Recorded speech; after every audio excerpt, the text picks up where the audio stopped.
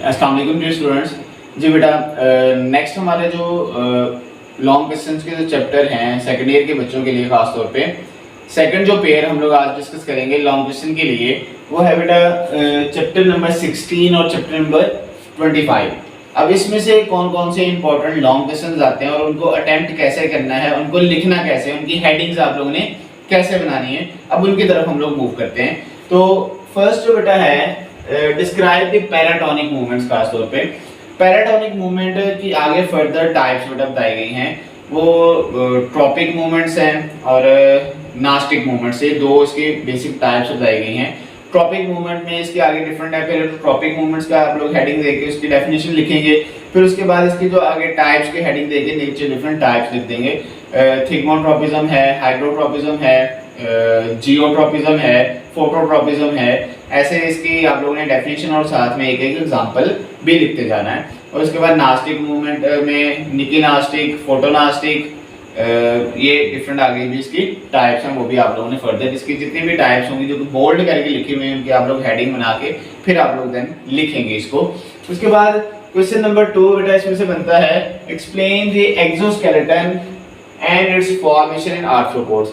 अब ये एक्सोस्केलेटन होता है किसी भी बॉडी की आउटसाइड मौजूद होता है। अब ये दो तरह का है, खास तौर पे अगर हम लोग मोलस्का के अंदर देखें तो उसके अंदर सिंपल और ज़्यादा कॉम्प्लेक्स एक्सोस्केलेटन नहीं होता, लेकिन आर्थ्रोपोड्स के अंदर इसकी जो कॉम्प्लेक्सिटी वो ज़्यादा है। तो आर्थ्रोपोड्स के अंदर आप लोग इसको एक्सप्लेन करेंगे। और उसके बाद इसके लिहाज से यहाँ पे एक और तरह से लॉन्ग क्वेश्चन आप लोगों से पूछ सकता है, मोल्टिंग या एक्डाइसिस को आप लोग एक्सप्लेन करें, वो भी इसकी सब हेडिंग में आ जाता है, लिहाजा से भी वो लॉन्ग क्वेश्चन आप लोगों से पूछ सकता है। मोल्टिंग एक्डाइसिस ये असल में रिमूवल होता है, पीरियोडिक शेडिंग होती है किसकी, एक्सोस्केलेटन की, क्योंकि इसके अंदर रहते हुए कोई भी लिविंग ऑर्गन ग्रो नहीं कर सकता, इसको इस वजह से इसको रिमूव करना पड़ता है और इसको रिमूव करके रिप्लेस करना पड़ता है न्यू वन से। तो इसका अलग से आप लोगों से क्वेश्चन भी आ सकता है और इसके अंदर भी आप लोग इसको लिखेंगे। फिर उसके बाद क्वेश्चन नंबर 4 है बेटा how broken bone is repaired. अब इसमें आप लोगों ने कैसे लिखना है, सबसे पहले तो आप लोगों ने कागज लिखने के बोन ब्रेक कैसे हो सकती है, इंजरी की वजह से, या हम कह सकते हैं कि स्पोर्ट इंजरी हो सकती है, या वैसे ही कहीं से गिर गए हैं, तो ये डिफरेंट एजेस में डिफरेंट काजेस हो सकते हैं। काजेस के बाद आप लोग लिखेंगे इसके जो आगे एक्सप्लेनेशन है, खासतौर पे हीमाटोमा फॉर्मेशन होती है और उसके बाद कैलस बनता है, फिर बोनी कैलस बनता है, फिर रिमॉडलिंग होती है। तो ये 4 स्टेप्स आप लोगों ने इसको एक्सप्लेन करना है इसके अंदर। तो इसके बाद skeletal muscle contraction with the help of sliding filament model. Sliding filament model के जरिए आप लोग स्केलेटल मसल्स की कॉन्ट्रैक्शन को लिखें। अब ये बहुत लंबा चौड़ा टॉपिक है। अब आप लोगों ने क्या करना है बेटा, इसमें सिंपली जो डायग्राम है, डायग्राम कौन सी आपने बनानी है, डायग्राम में वो जो जी लाइन वाली डायग्राम है जिसमें थिक और थिन फिलामेंट्स बताए गए, माया फिलामेंट की जो टाइप है, और उसमें जी लाइन के अंदर सार्कोमेर का आप लोगों ने बता देना है और उसमें एच जोन का बता देना है, ए बैंड आई बैंड कहाँ पे, ये डायग्राम पूरी बना के पहले आप लोगों ने क्या करना है, डायग्राम को दरमियान के में कहीं बनाएंगे, पहले आप लोगों ने स्लाइडिंग फिलामेंट मॉडल की डेफिनेशन लिखनी, एच.एफ. हक्सले और ए.एच.एफ. हक्सले इन्होंने इसको एक्सप्लेन किया था, और इसके फिर आप लोगों ने डेफिनेशन के बाद फिर इसकी आप लोगों ने बता देना है कि स्लाइडिंग फिलामेंट है क्या और क्यों किया जाता है कंट्रैक्शन। फिर इसके डायग्राम बना के आप लोगों ने चेंजेस जो आती हैं वो चेंजेस लास्ट पे लिख देनी है। आई बैंड शॉर्ट होता है, एक्स जोन खत्म हो जाता है, Z line come closer to each other, sarcomere का साइज है वो कम हो जाता है। ये चंद एक चेंजेस आप लोगों ने इसमें लिखने, ज़्यादा लंबा चौड़ा इसमें लिखने की जरूरत नहीं होगी। उसके बाद ये वाला रह गया जॉइंट्स वाला। जॉइंट्स की डेफिनेशन आप लोग लिखेंगे। अब यहाँ पे 2 तरह की क्लासिफिकेशन बताई गई है, एक तो उसके हम लोग कहते हैं कि फंक्शन के लिहाज से स्लाइटली मूवेबल भी होते हैं, इमूवेबल भी होते हैं और फ्रीली मूवेबल भी होते हैं। फ्रीली मूवेबल को आगे फिर बॉल एंड सॉकेट जॉइंट और दूसरा हिंज जॉइंट के अंदर एक्सप्लेन किया गया, लेकिन इसकी जो दूसरी क्लासिफिकेशन बुक के ऊपर एक्सप्लेन की गई है वो इसके स्ट्रक्चर के लिहाज से फाइब्रस जॉइंट्स आ जाता है, और दूसरा फाइब्रस के अलावा हम लोग कहते हैं कि साइनोवियल जॉइंट्स आ जाते हैं। साइनोवियल जॉइंट को आगे मजीद फिर उसने एक्सप्लेन किया हुआ है। तो ये 2-3 टाइप्स की आप लोगों ने इसके लिहाज से, स्ट्रक्चर के लिहाज से बताई गई हैं। फिर उसके बाद 6th जो क्वेश्चन है बेटा एवोल्यूशनरी चेंजेस, ये इस चैप्टर के लास्ट पे बिल्कुल दिया हुआ है। कि फिशेस के अंदर स्केलेटन कैसा था। आप लोगों ने अब क्या करना है, यहाँ पे हेडिंग्स बनानी है। बुक के ऊपर इस टॉपिक के अंदर हेडिंग्स नहीं बनाई हुई और ना साथ में डायग्राम बनाई हुई है।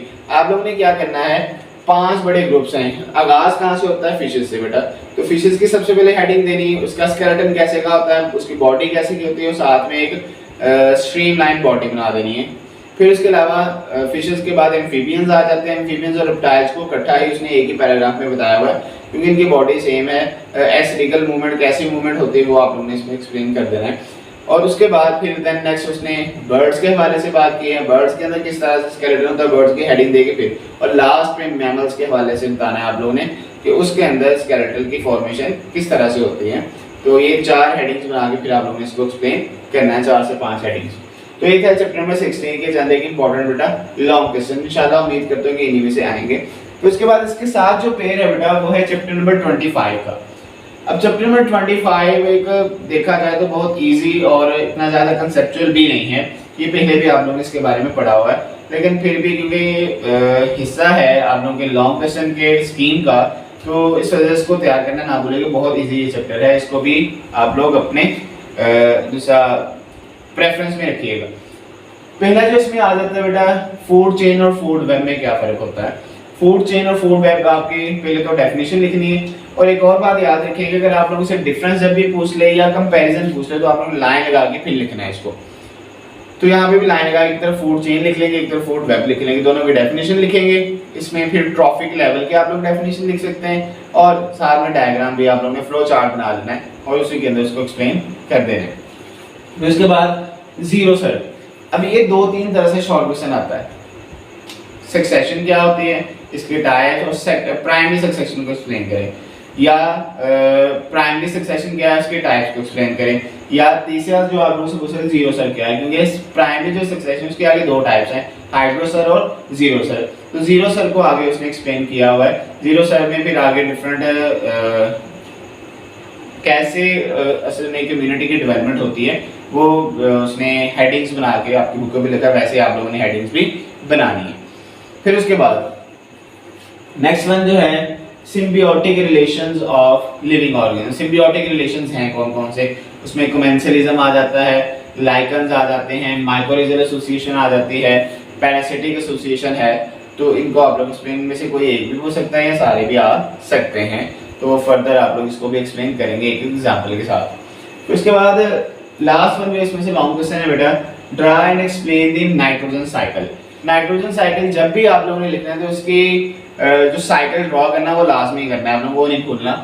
बाज़ दफ़ा हम लोग क्या कर लेते हैं, हमें याद नहीं रहता, लेकिन साइकिल क्योंकि एक शॉर्ट करके लिखा हुआ है और उसकी एक समरी बना के दी हुई है, तो अगर आप लोग वो ही अकेला बना देंगे तो 2 से 3 नंबर आप लोग को इजीली मिल जाएंगे। बजाय इसके आप पूरा याद करें और उसको याद करने में कोई चीज़ भूल जाए, कोई पॉइंट भूल जाए, आप लोग ना साइकिल लिखें तो इससे नंबर भी आप लोगों को कम मिलेंगे। साइकिल को अच्छी तरह से आप लोग कर लें और उसी को आप लोग अपनी वर्डिंग में एक्सप्लेन भी कर सकते हैं।